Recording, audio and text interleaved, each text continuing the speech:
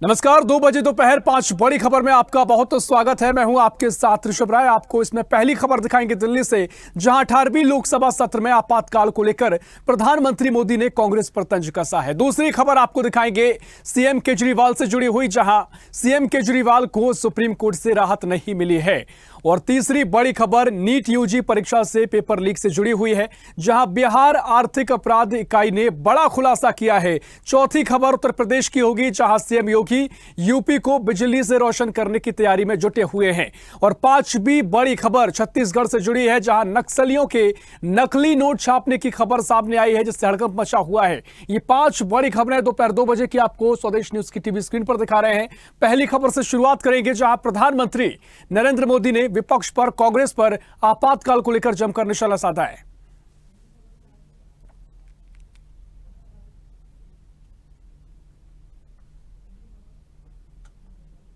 और विस्तार से खबरों की ओर रुख करेंगे। पहली खबर, जहां लोकसभा सत्र शुरू होने से पहले पीएम मोदी ने संसद भवन परिसर में मीडिया को संबोधित करते हुए सभी सांसदों का स्वागत किया है। और पीएम मोदी ने जहां संसद की नई इमारत में शपथ समारोह का जिक्र कर खुशी जताई, वहीं आपातकाल की तारीख पर बोलते हुए कांग्रेस पर निशाना साधा। पीएम मोदी ने आपातकाल की तारीख का जिक्र करते हुए कहा कि कल 25 जून है। 25 जून को भारत के लोकतंत्र पर लगे उस कलंक के 50 साल हो रहे हैं।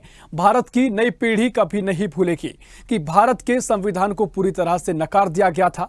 संविधान के हर हिस्से की धज्जियां उड़ा दी गई थी और देश को जेल खाना बना दिया गया था।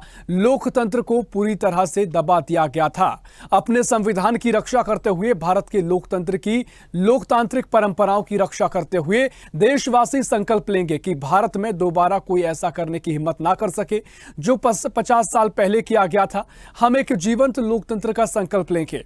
हम भारत के संविधान के निर्देशों के अनुसार सामान्य मानव के सपनों को पूरा करने का संकल्प लेंगे।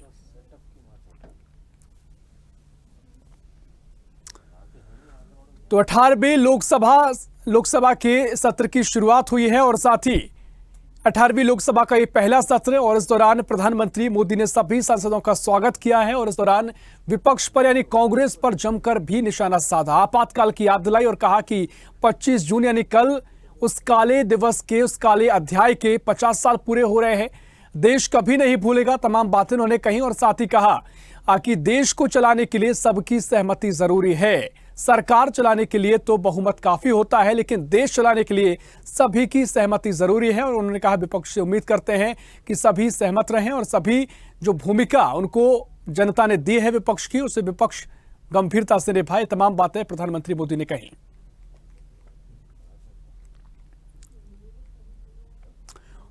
और इसी खबर पर और भी जानकारी लेंगे। दिल्ली से हमारी सहयोगी तनु बालियान फोन लाइन पर हमारे साथ जुड़ गई है। तनु, प्रधानमंत्री मोदी ने सत्र की शुरुआत में सभी सांसदों का स्वागत भी किया है और कांग्रेस पर जमकर निशाना साधा। आपातकाल की याद दिलाई, कहा कि 25 जून यानी कल उस काले अध्याय के 50 साल पूरे हो रहे हैं जब आपातकाल लगाई गई थी, देश के संविधान के साथ खिलवाड़ किया गया था। और साथ ही कहा कि सरकार चलाने के लिए तो बहुमत काफी है, लेकिन देश चलाने के लिए सबकी सहमति जरूरी है। क्या कुछ पीएम मोदी ने कहा और क्या कुछ उनकी बातों के मायने हैं? तनु जी बिल्कुल ऋषभ, देखिए आज लोकसभा का सत्र जो है वो शुरू हो गया और लोकसभा का सत्र जब शुरू हुआ उससे पहले पीएम मोदी जो है वो संसद भवन परिसर में उन्होंने मीडिया को संबोधित किया और उन्होंने संबोधित करते हुए सभी सांसदों का स्वागत किया। लेकिन वहीं उन्होंने ये बात भी कही कि जिस तरीके से नई इमारत में जो शपथ समारोह है उसकी मेरे को बहुत खुशी हो रही है, लेकिन वहीं उन्होंने इमरजेंसी की जो डेट है वो भी याद दिला दी और उन्होंने इमरजेंसी की तारीख पर बोलते हुए कांग्रेस पर जमकर निशाना साधा है। और उन्होंने ये बात कही है कि हमें 25 जून नहीं भूलना चाहिए, क्योंकि 25 जून जो है वो भारत के लोकतंत्र पर कलंक लगा था और 50 साल उसको पूरे हो रहे हैं। वहीं राहुल गांधी से जब मीडिया ने पूछा ऋषभ, तो राहुल गांधी ने इस बात पर कोई जवाब नहीं दिया। हालांकि पूरा इंडिया गठबंधन जो है आज वो पूरे जोश में दिखाई दे रहा है। संविधान की कॉपी लेकर वो लोग पहुंचे हैं और राहुल गांधी ने भी ये बात कही कि हम संविधान बचाने के लिए उतरे हैं, इसलिए हमारे हाथ में जो कॉपी भी थी। लेकिन वहीं नरेंद्र मोदी ने भी ये बात कह दी कि हमें ये बात नहीं भूलनी चाहिए और भारत की नई पीढ़ी को भी ये बात नहीं भूलनी चाहिए कि जो भारत का संविधान है वो पूरी तरीके से नकार दिया गया था। आज जो इंडिया गठबंधन जिस तरीके से संविधान की ऋषभ बातें करती है, कहती है कि संविधान खतरे में है, तो आज नरेंद्र मोदी ने साफ ये कह दिया कि भारत के संविधान को पूरी तरह से नकार दिया गया था तो नई पीढ़ी को ये बात नहीं भूलनी चाहिए। और देश को जेल खाना बना दिया था, लोकतंत्र को दबा दिया था। तो आज ये तमाम बड़ी बातें जो है वो नरेंद्र मोदी ने कही है।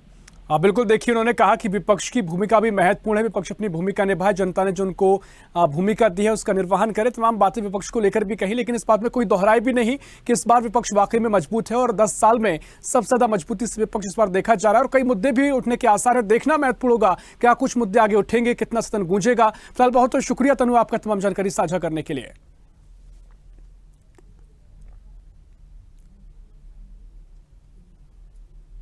और रुक करेंगे दूसरी बड़ी खबर की ओर, जहां सुप्रीम कोर्ट ने शराब नीति घोटाला मामले में दिल्ली के मुख्यमंत्री अरविंद केजरीवाल की रिहाई पर अंतरिम रोक हटाने से इनकार कर दिया है। सुप्रीम कोर्ट ने कहा कि हमें दिल्ली हाई कोर्ट के फैसले का इंतजार करना चाहिए। अगर हाई कोर्ट ने अपना फैसला सुरक्षित रख लिया है तो हमारा उसमें दखल देना उचित नहीं है। एससी ने कहा कि सुप्रीम कोर्ट ने कहते हुए कहा कि हम याचिका पर बुधवार को सुनवाई करेंगे। और एएसजी राजू ने कहा कि संभावना है कि हाई कोर्ट का फैसला मंगलवार तक आ जाए। और बता दें कि अरविंद केजरीवाल ने दिल्ली हाई कोर्ट द्वारा रिहाई पर लगाई गई अंतरिम रोक को सुप्रीम कोर्ट में चुनौती दी है। सुप्रीम कोर्ट ने केजरीवाल की ओर से पेश हुए अधिवक्ता अभिषेक सिंघवी ने ईडी के मामले में जमानत के आदेश पर उच्च न्यायालय की रोक को हटाने का अनुरोध किया। और इस पर एससी यानी सुप्रीम कोर्ट ने कहा कि यदि वो एचसी के आदेश के खिलाफ केजरीवाल की याचिका पर कोई आदेश देते हैं, ये मामले का पूर्वाग्रह होगा। तो लगातार अरविंद केजरीवाल का मामला सुर्खियों में बना हुआ है, क्योंकि जिस तरीके से राउज एवेन्यू कोर्ट ने उनको मुचलके पर 1 लाख रुपए के मुचलके पर जमानत की बात कही थी, उसके बाद से आम आदमी पार्टी तैयारी में थी कि अब अरविंद केजरीवाल तिहाड़ जेल से बाहर आएंगे। लेकिन ईडी इस दौरान पहुंचती है हाई कोर्ट और हाई कोर्ट ने अरविंद केजरीवाल की जमानत पर फिलहाल स्टे लगा दिया है और कहा है कि जब तक सुनवाई नहीं हो जाती, ईडी ने जो दलीलें दी हैं, जो पक्ष रखे हैं, ईडी का कहना है कि उनको केजरीवाल का विरोध करने का टाइम नहीं मिला, जिसके चलते और टाइम की जरूरत है। इसलिए हाईकोर्ट ने उनको और समय दिया है और उनको जो जमानत याचिका उनकी थी, जमानत दी गई थी राउज एवेन्यू कोर्ट द्वारा, उस पर स्टे लगा दिया गया और अगली सुनवाई तक उनकी ये स्टे रहेगा। सुनवाई के बाद इनको जमानत मिलेगी या नहीं, इस पर आगे सुनवाई होगी। और इसी खबर पर और भी जानकारी के लिए दिल्ली से हमारे सहयोगी इरफान खान हमारे साथ लाइव जुड़ गए हैं।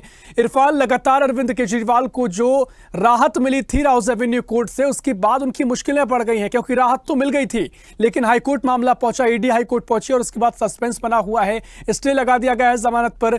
फिलहाल सुप्रीम कोर्ट में भी जो चुनौती दी गई थी कि जमानत उनको दी जाए, उस पर भी सुप्रीम कोर्ट से राहत नहीं मिली है। क्या कुछ सुप्रीम कोर्ट ने कहा है और क्या आगे मुश्किलें आगे बढ़ती नजर आएंगी अरविंद केजरीवाल की?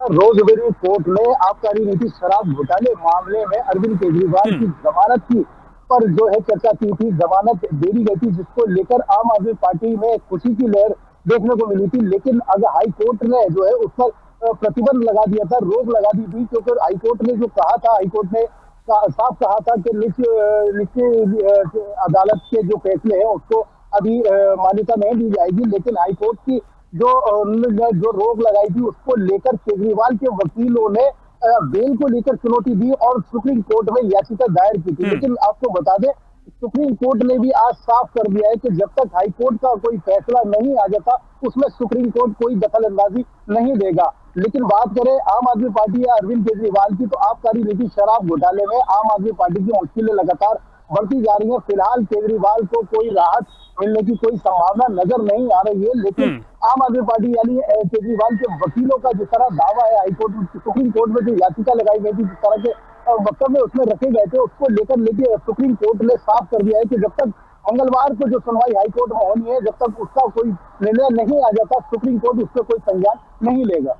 बिल्कुल, देखिए सुप्रीम कोर्ट ने भी कहा कि जिस तरीके से हाई कोर्ट ने कह दिया है कि जब तक सुनवाई नहीं हो जाती स्टे रहेगा जमानत पर, अगर सुप्रीम कोर्ट कुछ दखल देता है तो वो पूर्वाग्रह होगा, ऐसा उन्होंने कहा है। तो ठीक है, सुप्रीम कोर्ट का तर्क अपनी जगह दिखाई देता है, लेकिन जिस तरीके से आम आदमी पार्टी कहती आई थी कि तमाम तरीके से अगर वो समय की बात ईडी कह रही कि समय नहीं मिल पाया जिसके चलते और उनकी सुनवाई आगे की जाए और समय दिया जाए, तो आम आदमी पार्टी कह रही थी कि इतना समय आपको मिला है, लगातार केस चले आ रहे हैं, लगातार गवाहों से बातचीत हो रही है। क्या आम आदमी पार्टी का तर्क नहीं चला है और क्या कुछ वजह है कि आगे भी अगर जो ईडी सवाल खड़ी करती है तो क्या ये माना जाए कि इतना आसान नहीं होगा उनको जमानत मिलना?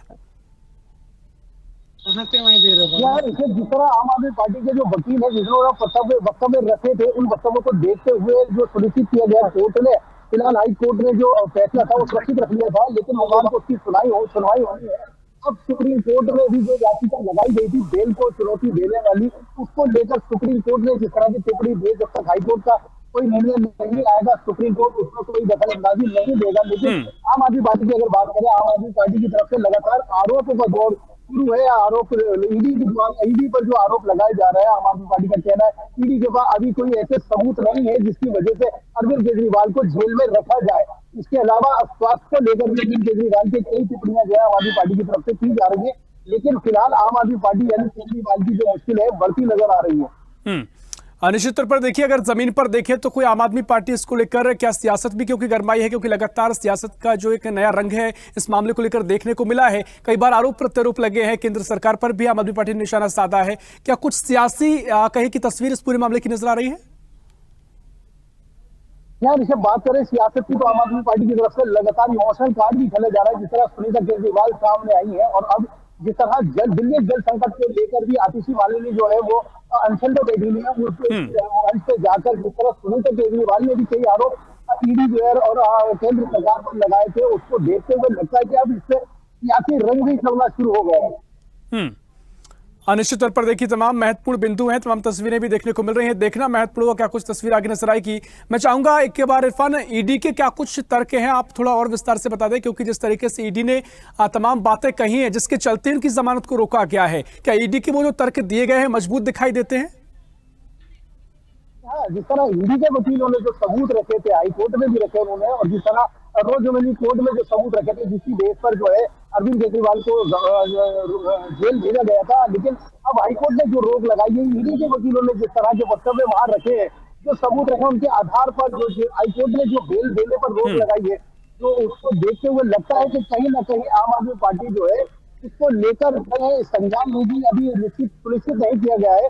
लेकिन ईडी ने जिस तरह के सबूत पेश किए हैं उन सबूतों के मद्देनजर अभी न्यायिक हिरासत। निश्चित तौर पर देखिए, देखना महत्वपूर्ण होगा क्या कुछ तस्वीर आगे की दिखाई देगी। फिलहाल बहुत शुक्रिया आपका इरफान, तमाम जानकारी हम तक पहुंचाने के लिए। तो ये अपडेट आपको दे रहे हैं जहां अरविंद केजरीवाल की मुश्किलें कम होने का नाम नहीं ले रही हैं, क्योंकि राउज एवेन्यू कोर्ट में राहत जरूर उनको मिली थी, लेकिन मामला हाई कोर्ट पहुंचा और उनके जमानत पर स्टे लगा दिया गया है।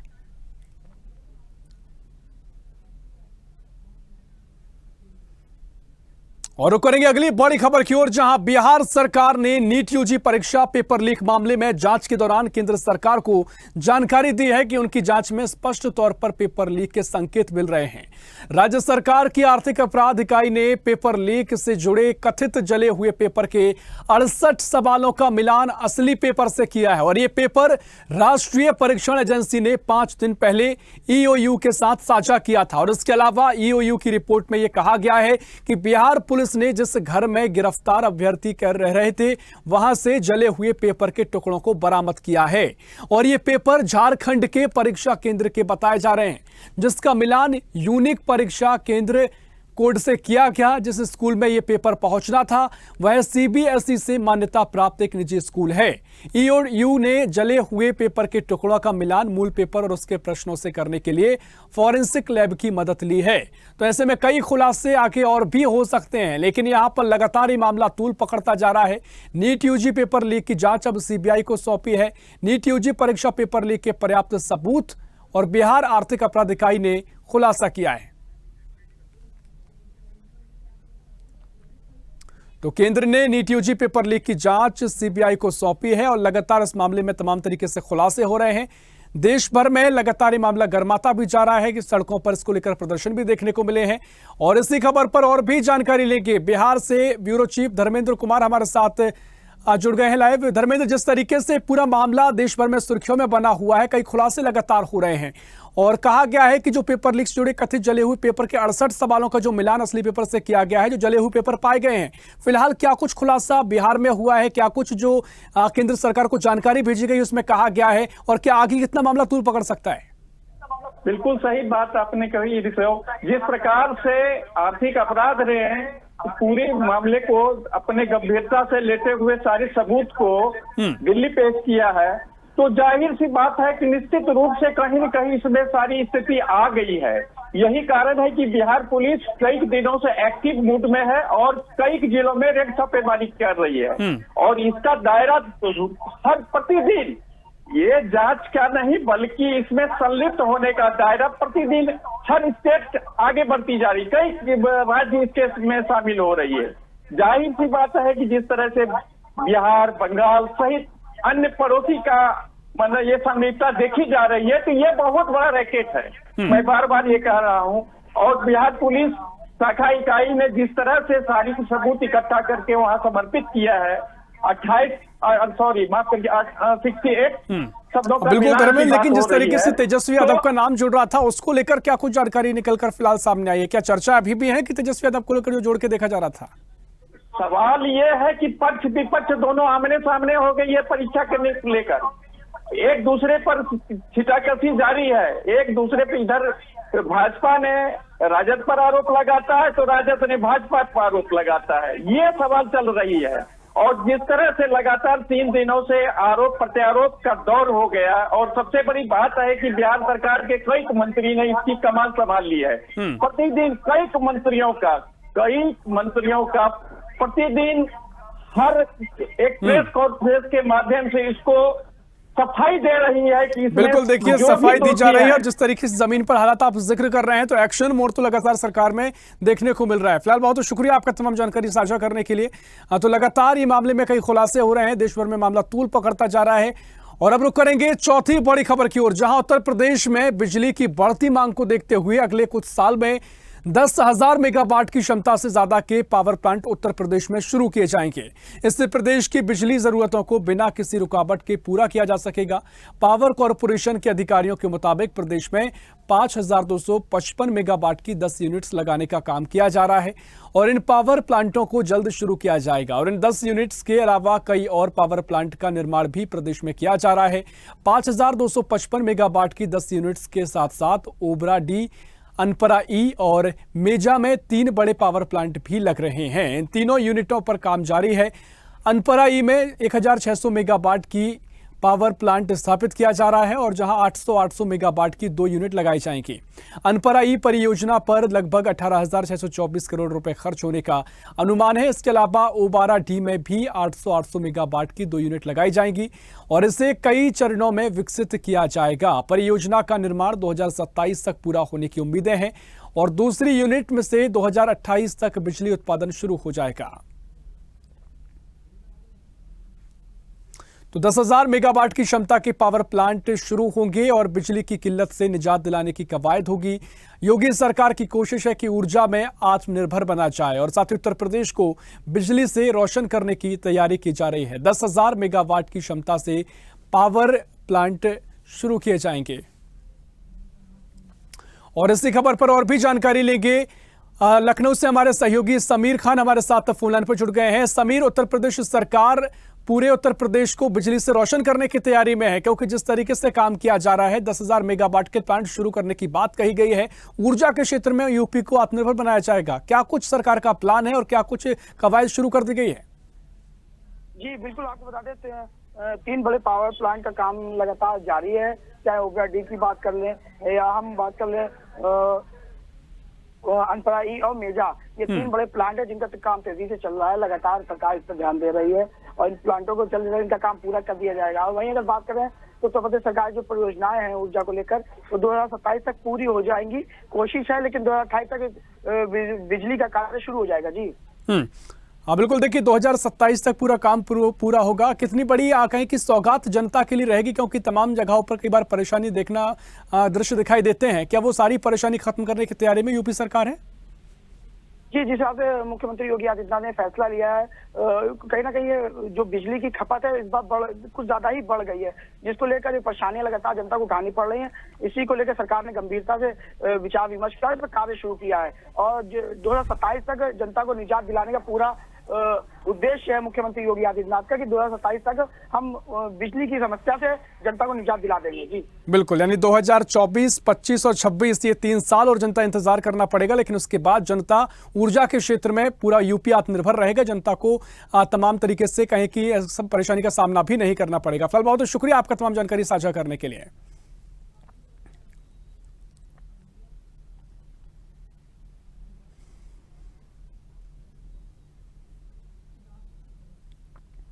और अब रुक करेंगे पांचवी और आखिरी महत्वपूर्ण खबर की ओर, जहां छत्तीसगढ़ के सुकमा जिले से सुरक्षा बलों ने माओवादियों से संबंधित नकली नोटों का एक बड़ा जखीरा जब्त किया है। नकली नोटों का ये जखीरा आप देख रहे हैं और साथ ही उन्हें छापने में इस्तेमाल होने वाले मशीन बरामद की गई है। छत्तीसगढ़ पुलिस ने बताया कि ये अपनी तरह की पहली बरामदगी है। पुलिस ने बताया कि एक दिन पहले राज्य पुलिस और सीआरपीएफ द्वारा चलाए गए संयुक्त अभियान में ये जब्तियां की गई हैं। छत्तीसगढ़ पुलिस की ओर से जारी एक बयान में कहा गया कि नक्सली कथित तौर पर लंबे समय से बस्तर क्षेत्र के अंदरूनी इलाकों में साप्ताहिक बाजारों में नकली नोटों का इस्तेमाल कर रहे थे। यानी जिन नोटों का इस्तेमाल हम और आप करते हैं, वही नोट नकली तरीके से निकालकर उनका उपयोग किया जा रहा था। साथ ही निर्दोष आदिवासियों को ठग रहे थे। नक्सली इस कदम से भारतीय अर्थव्यवस्था को अस्थिर करने की भी कोशिश कर रहे थे। तलाशी के दौरान सुरक्षा कर्मियों ने 50, 100, 200 और 500 रुपए के नकली नोटों का जखीरा, एक रंगीन प्रिंटिंग मशीन और एक ब्लैक एंड व्हाइट प्रिंटर, एक इन्वर्टर मशीन और स्याही की 200 बोतलें, प्रिंटर मशीनें के 4 कारतूस, 9 प्रिंटर रोलर्स और 6 वायरलेस सेट, इसके चार्जर और बैटरियां भी बरामद की गई हैं। यानी पूरी तैयारी थी बड़े स्तर पर नकली नोटों का इस्तेमाल करने की और लगातार ये किए भी जाते रहे थे। कब से नोटों का इस्तेमाल किया जा रहा था, कितने नोट खपा चुके हैं, इस पर भी लगातार जांच की जा रही है।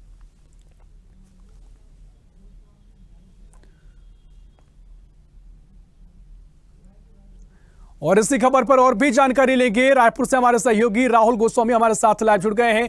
राहुल, नक्सलियों के पास से नकली नोटों का जखीरा बरामद किया गया है, तमाम मशीनें बरामद की गई हैं, यानी तमाम जो मशीनों का तकनीक का पूरा उपयोग नक्सली कर रहे थे। फिलहाल क्या कुछ नोटों की मात्रा बरामद की गई है और ये कब से चला आ रहा था, कितने नोट मार्केट में खपा चुके हैं, कितना बड़ा नुकसान अर्थव्यवस्था को हो चुका है? जैसे वहां पे बरामद किया वो लाखों रुपए हैं। पुलिस की इन्वेस्टिगेशन अभी चल रही है। मात्रा में बल्क में नकली नोट और उसे बनाने में प्रिंटिंग और सारी चीजें जो उपयोग में आती है और ये लंबे समय से कारोबार वहाँ पे चला था। उसके अकॉर्डिंग ये कि लंबे समय से वहाँ पे चल रहा था।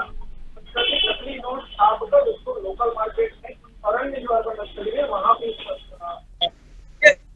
माल फ्री खरीदने में उसको ये करते थे। दूसरी बातें ये थी कि ये पुलिस जब इन्वेस्टिगेशन धीरे धीरे बातें निकल के आ रही है कि अभी तक लाखों रुपए जब्त हुए हैं, उसमें कितने लोग शामिल हैं, ये धंधा कब से चल रहा था, इसमें और कितने बड़े लोग शामिल हैं, क्योंकि ये जो स्कैम है ये 4 लोगों के द्वारा या सीमित लोगों के द्वारा किया नहीं जा रहा था, बड़े पैमाने पर किया जाने वाला स्कैम है। और जब नक्सली, सबसे बड़ी बात यह है कि नक्सलियों के पास ये सारे मटेरियल पहुंचे कहाँ से? नक्सली जो दूर जंगल में रहते हैं उनके पास आधुनिक हथियार भी पहुंच जाते हैं, नकली नोट छापने की मशीनें पहुंच जाती है, नकली नोट छापने में उपयोग होने वाली सामग्रियां पहुंच जाती है।